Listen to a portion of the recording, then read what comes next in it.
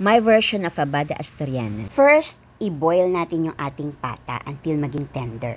Dito sa aking pan, ilalagay ko yung aking bacon hanggang sa matusta siya ng onte. Tapos kukunin ko siya, hanguin ko lang.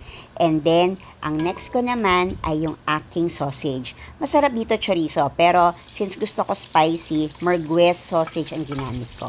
Ayan, prito ko lang siya ng onte and then kukunin ko na siya, no? Hahanguin ko na siya ulit. And then, same pan, same oil, igigisa ko na yung aking bawang, sibuyas.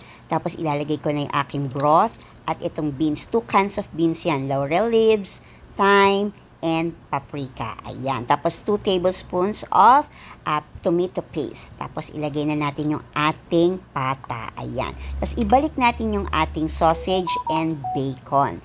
Tapos lagyan natin ng salt. Tapos, lagyan din natin ng pepper. Tapos, 2 teaspoons of sugar. Yes. Tapos, takpan natin, pakuluan for 30 minutes. Tapos, ilagay na natin yung carrots and green peas. Kung anong vegetables ang gusto nyo or potatoes, pwede din.